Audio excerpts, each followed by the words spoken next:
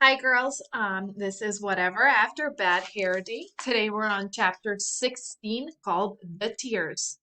Prince Tristan tosses me the cleat and runs towards Rapunzel. He puts his arm around her and leads her to sit down by a tree. As soon as I manage to free myself, I join them. I'm so sorry, I tell Rapunzel. We'll fix this. We'll figure out a way. She sighs. I can't believe I wasted so much time worrying about my hair when now I can't see. It really puts the other stuff into perspective. That is so true, I say. This doesn't change how I feel, Prince Tristan murmurs. Rapunzel, I love you. You love me? She repeats. Are you sure? He murmurs yes and kisses both her hands. I turn away to give them a moment of privacy. Hey, where did Jonah go? I look around and spot him in the carriage, rummaging in the food bag. How can he be hungry at a time like this? He finds what he's looking for and comes running back towards us. He's peeling an onion and crying and smiling. What in the world is he doing? I have an idea, he says. As the tears roll down his cheeks, he stands right above Rapunzel. One of his tears lands right on her forehead and slowly rolls down into her eye. Another one goes into the other eye. I'm too confused to tell him to stop. Then the craziest thing happens. Rapunzel blinks and blinks again. She jumps up and throws her arms around Jonah. I can see! My eyes are healed! My tears were magic, Jonah says. I knew it. Huh? But why? I wonder. I thought Rapunzel's tears were the ones that were magic. Jonah is beaming. They were probably magic because of all the herbs Frau Gothel put in her soup. And since I ate all that stuff in the garden, I thought maybe I had magic tears too. We hear the Fry monster groan, but she's barely struggling anymore. She seems to be giving up. I guess you did, I say. Good thinking, Jonah. Now what should we do with Frau Gothel? I wonder out loud. We should lock her in the tower. That would be good revenge, Jonah says. We have a special tower for people like her, Prince Tristan says. It's called jail. Can you at least turn me back into my normal self first? Frau Gothel grumbles. There are several herbs in my purse.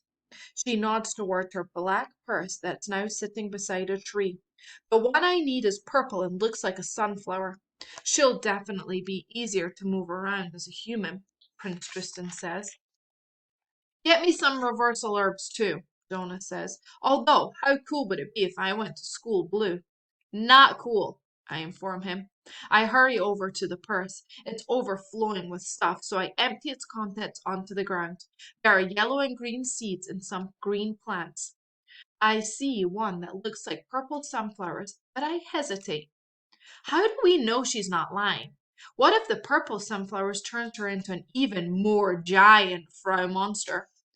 Prince dashes up behind me. He sniffs the herb, and next thing I know, he scarfs down a mouthful of yellow-green seeds. Oh no, Prince! I cry. What did you do?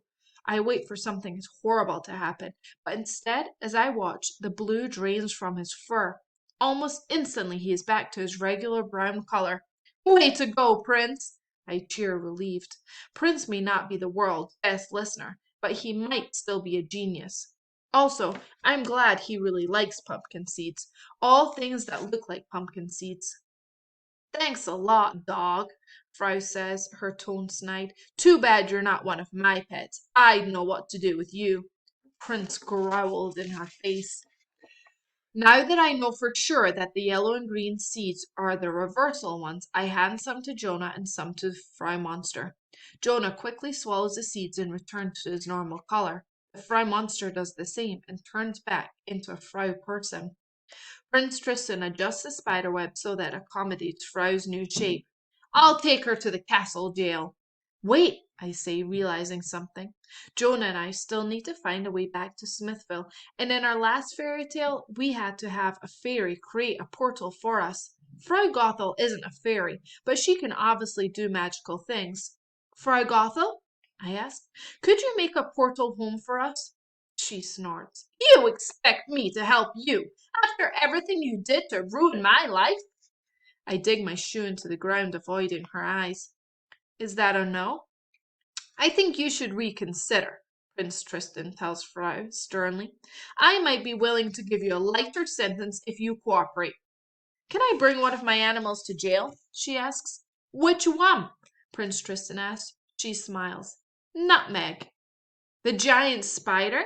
No, maybe a small bird or a dog. Prince hides behind my leg. Prince Tristan scratches Prince behind the ears. Not this dog. Help them get home and we'll pick something.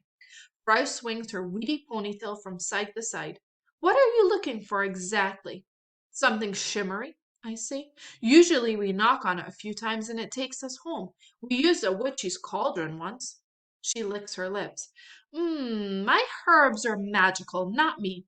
You should go back to my garden and knock on the soil. There's a lot of magic in there. The garden? Where the story of Rapunzel began? The prince lifts Frau Gothel up and places her on his horse. You can take the horse, he tells us, and leave it at her house, he adds. But before I go, Rapunzel? Yes, she asks hopefully. I really do love you. That wasn't just something I said to make you feel better. Come with me. We'll bring Frau Gothel to jail, and then after that we can be together. We could get married. You'll move into my palace with me. She hesitates. But you can help me give out gems. We'll do it together. We'll live and work in the palace. Rapunzel looks back at the tower and then at the prince. No. The prince's face falls. No, you don't love me? Is it because I'm short? Do you not want to marry me? She quickly shakes her head. Oh no, I do love you. I think you're the perfect height. I think you're sweet and adorable and brave. I meant no, I don't want to hide away in your castle. I'm tired of being locked up. I want to explore. I want to find my parents. Will you search the world with me to find them? The prince beams and pulls Rapunzel in for a hug. Of course I will. It can be the traveling honeymoon slash search party. But what about your duties as prince? I asked, thinking of the kind mum with the baby daughter we met in line. Don't you have to stay home and give away gems to people? What about Grumpin? Aren't you supposed to marry her? Aren't you supposed to be a king? The prince grows serious. Today I realized something. I don't want to be king. Being king is a lot like being locked in a tower. My brother can marry Grumpin. My brother can be King Tristan the Sixth. Well, he can't be King Tristan since his name is Barutham, but he can be King Barutham the First. I want to travel the world with Rapunzel and help her find her parents. And I could still give out gems when I travel. But maybe instead of just handing out gems, I could teach the people to mine themselves. There are still a lot of sapphires and emeralds in the mountains. That would be fantastic, Rapunzel says. We could teach the people to plant too. I learned a lot when I lived at Frau Gothel's. We'll teach them to grow their own food, non-magical food preferably. She hesitates. There is one more thing, though. What? Anything for you, my love. Abby told me that some people have concerts. They sing. I was wondering if you wanted to do something like that. I could sing my songs and you could play the flute. We could make music for people all over the kingdom. Wouldn't that be wonderful? What do you think? I love it, the prince says with a laugh. We'll start a band. We'll leave tonight. First, you just need to return to the carriage we borrowed to the nice lady with the baby. She really helped us. I chime in. Of course, says the prince. We'll give her enough gems to take care of her baby to college. You guys have college here? I ask. Definitely, Prince Tristan says. College is the name of a mountain resort by the lake. Ah. So, what are you going to call your band? Jonah asks Rapunzel. The prince smiles. How about Pickles and Rapunzel? We all agree it's a great name. Rapunzel wraps me in a hug. Thank you for everything. I'm so glad I let you into the tower. Me too, I tell her. She looks into my eyes. If it weren't for you, I would never have known the truth. What truth? She stands up straight. That I'm not just my hair. I hug her hard. Rapunzel might not realize it, but she's taught me something too. Good luck, I tell her. Jonah and I wave goodbye as Prince Tristan and Rapunzel climb into the black and white carriage. They drive off with Prince Tristan's horse dutifully carrying Frau Gothel behind them. Jonah and I ride Basil back to Spellington Lane. Jonah sits behind me and keeps his happily non-blue arms around my waist while Prince trots along beside us. When we get back to Frau Gothel's house, we climb off the horse and slip back through the blue gate into the garden. You sure we shouldn't take some samples? Jonah asks me, looking around at all the herbs and fruits. No samples, I say firmly. He smirks. What about Cinnamon? Want to bring Want to bring him to school for a spelling bee show and tell? Ha ha ha. Definitely not. We're not bringing home any more pets anyway. Do you want to do the knocking? Sure, Jonah says. He crouches down on his knees. He knocks on the ground once, twice, 3 times. The soil starts to swirl. Whoa! It's like a muddy whirlpool. Here we go, I say. Prince backs away. Oh no, not again, Jonah says. Come on, Prince. Prince growls and takes another step back. No, no, no. Prince, we're going home and you're coming with us. End of story. I open my arms. Come here. Prince hesitates, but he wags his tail, barks, and jumps right into my arms. Good boy, I say as he licks my face. Jonah stands up and takes my hand. Together, the three of us step down and through the portal. That's us for chapter 16. Tune back in for chapter 17. It's called Hello Again.